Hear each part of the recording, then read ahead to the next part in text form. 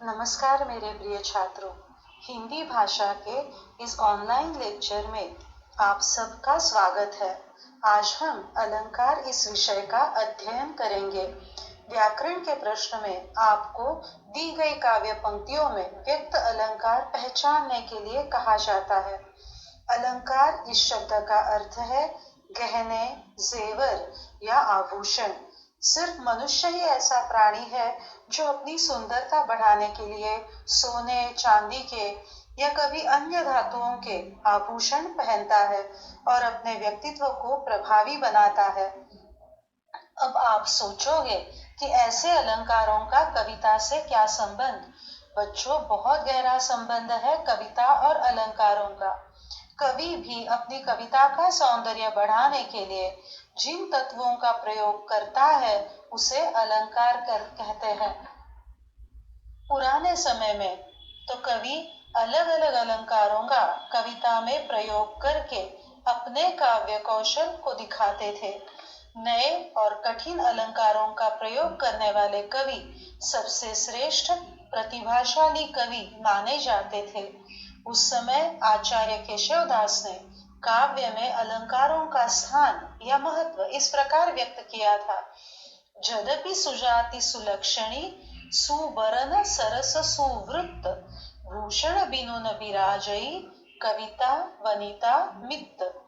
भले ही सुजाति मतलब अच्छे प्रकार की, अच्छे दर्जे की कविता लिखी गई हो, उसमें अच्छे गुणों का समावेश हुआ हो, उसमें अच्छे वर्ण मतलब वर्णों का, अक्षरों का प्रयोग हुआ हो, जो सरस मतलब रसयुक्त हो, सुवृत्त मतलब छंदबद्ध हो, फिर भी मतलब अलंकारों के बगैर शोभा नहीं देती, सुंदर नहीं लगती। कविता के साथ यह नियम वनिता मतलब स्त्री और मित्र मतलब मित्र के लिए भी लगाया है, परंतु हमें यहाँ कविता का ही विचार करना है। अच्छे विचार व्यक्त करने वाली, अच्छे आशय से समृद्ध कविता अलंकारों के प्रयोग से और भी प्रभावी, सुंदर बनती है। अलंकार ये कविता के बाह्य तत्व है। वे कविता का बाहरी सौंदर्य बढ़ाने में मदद करते हैं। अच्छा भाव लेकर आई हुई कविता अलंकारों के बगैर भी सुंदर लगती है। ये काव्य में अनिवार्य तत्व नहीं है, परंतु अलंकारों के योग्य प्रयोग से कविता की सुंदरता बढ़ती है। उसका आस्वाद लेते समय आनंद और भी बढ़ता है। अलंकार 3 प्रकार के हैं: शब्दालंकार, अर्थालंकार, उभयालंकार। 11वीं में आपने शब्दालंकारों का अध्ययन किया था। जब कभी विशिष्ट शब्दों का बार बार प्रयोग किया जाता है या कभी एक ही शब्द अलग अलग अर्थ में बड़ी कुशलता से उसका प्रयोग होता है, तब वहां शब्दालंकार होता है। अनुप्रास, यमक, श्लेष, वक्रोक्ति ये शब्दालंकारों के प्रमुख उदाहरण है। अर्थालंकार में काव्य में शब्दों से अधिक उससे उत्पन्न चमत्कार पूर्ण अर्थ को महत्वपूर्ण माना जाता है, इसलिए वहां विशिष्ट शब्दों का आग्रह नहीं होता, तो उससे समान अर्थ रखने वाले शब्द भी प्रयोग में लाए जा सकते हैं। जैसे फूल इस शब्द के समान अर्थ वाले पुष्प या सुमन यह शब्द भी प्रयोग में लाए जा सकते हैं। अर्थात अर्थालंकार मतलब भावों को व्यक्त करने की भिन्न भिन्न शैलियां है। उभयालंकार में शब्द और अर्थ दोनों से काव्य के सौंदर्य में वृद्धि होती है। हमें अध्ययन के लिए इस वर्ष अर्थालंकार है, जिनमें 5 अलंकार हमें पढ़ने हैं: रूपक, उपमा, उत्प्रेक्षा, अतिशयोक्ति और दृष्टांत। आज हम रूपक, उपमा और उत्प्रेक्षा ये अलंकार देखने वाले हैं। हम रूपक इस अलंकार से अध्ययन का प्रारंभ करेंगे।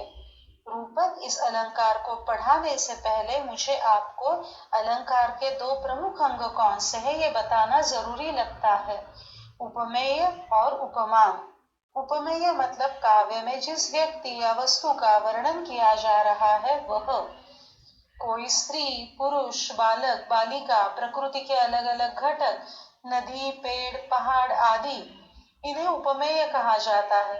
उपमान मतलब उस स्त्री पुरुष का, पेड़ पौधे नदी पहाड़ का वर्णन करने के लिए उनसे साधर में रखने वाली अन्य वस्तुओं का उपयोग किया जाता है, वह है उपमान।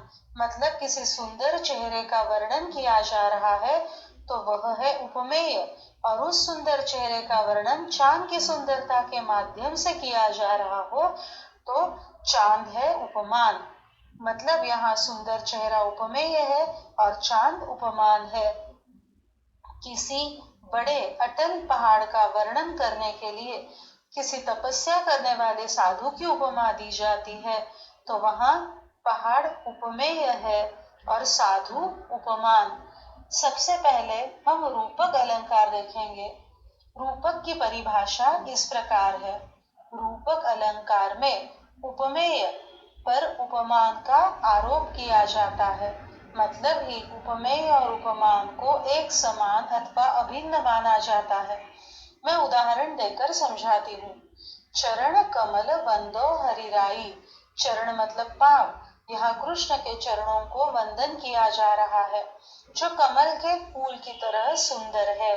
चरण और कमल के फूल, इनमें कोई अंतर ही नजर नहीं आता। कृष्ण के चरणों पर यहाँ कमल के फूलों के सौंदर्य का आरोप किया जा रहा है, इसलिए यहाँ रूपक अलंकार है। मैया मैं तो चंद्र खिलौना ले हूँ। यह बालक कृष्ण अपनी यशोदा मैया से जिद कर रहे हैं कि उन्हें चांद खिलौने के रूप में चाहिए।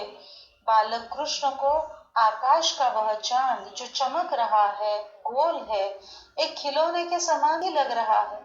वे कह रहे हैं मुझे खेलने के लिए चांद ही चाहिए। यहाँ चांद पर खिलौने का आरोप हो रहा है। सुख चपलासा दुख घन में उलझा है चंचल मन कुरंग। अर्थात जीवन में कभी कभी बहुत दुख आते हैं, मानो दुख के ही बादल छाते हैं, और उनके बीच क्षणभंगुर सुख मानो चपला मतलब बिजली की तरह चमकता है और गायब हो जाता है। कवि कहते हैं कि ऐसे दुख रूपी बादल में मेरा चंचल मन, जो कुरंग मतलब हिरन की तरह उलझ गया है। यहाँ चंचल मन पर हिरन का आरोप किया है। यहाँ भी हमें दुखगन और मन कुरंग में रूपक अलंकार नजर आता है। उपमा अलंकार भी यहाँ पर हमें नजर आता है। सुख चपलासा, इस पंक्ति में हम उपमा अलंकार देख सकते हैं। सुख को यहाँ पर चपला मतलब बिजली की उपमा दी है। क्षणभंगुर सुख कवि को क्षण भर चमकने के लिए चमकने वाली बिजली की तरह लगती है, और इसलिए उसे वे बिजली की उपमा देते हैं।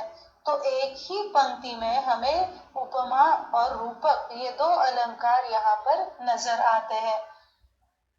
पायो जी मैंने राम रतन धन पायो। कृष्ण भक्त मीराबाई का यह प्रसिद्ध भजन है।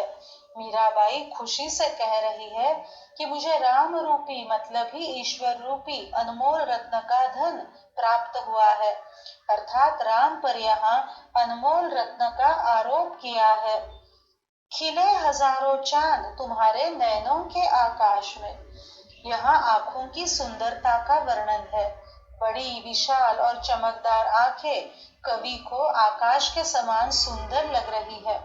इन आंखों में हजारों चांद की चमक है।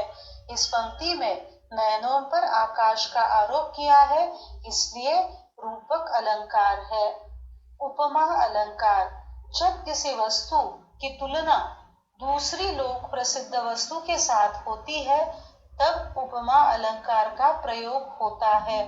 उपमेय और उपमान दोनों में रूप, गुणधर्म या व्यवहार की समानता नजर आती है, वहां उपमा अलंकार होता है। उपमा अलंकार में उपमेय और उपमान की समानता दिखाने के लिए सम, सी, तैसे ही, से, सरस इन शब्दों का प्रयोग होता है। हम उदाहरण देखते हैं। पागल सी प्रभु के साथ सभा चिल्लाई, 100 बार धन्य वह एक लाल की माई। ये साकेत महाकाव्य की प्रसिद्ध पंक्तियां है, जिसमें माता कैकेयी वनवासी श्री राम से क्षमा मांग रही है। वह पश्चाताप से दग्ध है। श्री राम कहते हैं, कि जिसने भरत जैसे अच्छे पुत्र को जन्म दिया है उस माता का जीवन 100 बार धन्य है। उपस्थित सब लोग भी श्री रामचंद्र के पीछे चिल्लाते हैं, माता कैकेयी की जय जयकार करते हैं। ऐसी सभा को कभी पागलों की उपमा देते हैं। पागलों के समान ये सभा चिल्ला रही है, यहाँ उपमा अलंकार है। अरविंद से शिशुवृंद कैसे सो रहे, सोए हुए छोटे बालकों का यहाँ वर्णन है। नाजुक कोमल छोटे बच्चे जब सोए हैं तो वे अरविंद माने कमल के समान सुंदर लग रहे हैं। यहाँ सोए हुए छोटे बच्चों को कमल के फूल की उपमा दी है। ऊंची नीची सड़क गुड़िया के कुबड़ सी, यहाँ ऊंची नीची सड़क को गुड़िया के पीठ पर आए हुए कुबड़ मतलब कुबड़ की उपमा दी गई है। नंदन वंशी फूल उठी छोटी सी कुटिया मेरी, ये भी साकेत महाकाव्य की पंक्तियां है, जहां वनवास में अपनी छोटी सी कुटिया में सीता इतनी खुश है कि उसे वह स्वर्ग के बगीचे की नंदनवन की उपमा देती है। राधा वदन चंदसो सुंदर, इस पंक्ति में राधा के वदन मतलब चेहरे को चांद की उपमा दी गई है। कोटि कुलिस सम वचन तुम्हारा, व्यर्थ धरहु धनु बाण कुठारा, यहाँ शत्रु के द्वारा बोले गए कठोर वचनों को कोटि मतलब करोड़ों कुल्हाड़ियों के घावों की उपमा दी है। कुलिस मतलब कुल्हाड़ी, तुम्हारी बातें ही करोड़ों कुल्हाड़ियों के समान घायल कर रही है, तुम व्यर्थ ही हाथ में धनुष्य बाण लिए हो। यहाँ भी उपमा अलंकार नजर आता है। कटु वचन को कुल्हाड़ी के घाव की उपमा दी गई है। उत्प्रेक्षा अलंकार, उत्प्रेक्षा अलंकार में उपमेय पर उपमान की संभावना की जाती है। यह संभावना दो वस्तुओं में होने वाली समानता या समान गुणधर्म के कारण की जाती है। यह संभावना करने के लिए मनु, जनु, मानो, जानो, मनहु, जनहु इन शब्दों का प्रयोग होता है। हम उदाहरण देखकर समझेंगे। सोहत ओढ़े पीतपट, श्याम सलोने गात, मनो नीलमणि शैल पर, आतप पर्यो प्रभात। यहाँ श्री कृष्ण का वर्णन बिहारी ने किया है। पीतांबर पहने हुए सांवले या नीलवर्णी श्री कृष्ण का सुंदर शरीर इस प्रकार लग रहा है मानो नीलम इस रत्न से बने हुए पहाड़ पर प्रातः काल की पीली सुनहरी किरण आ गिरी हो, वैसा ही तेजस्वी रूप कृष्ण का है।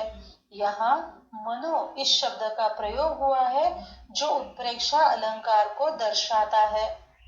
जान पड़ता है नेत्र देख बड़े बड़े, हीरकों में गोल नीलम है जड़े।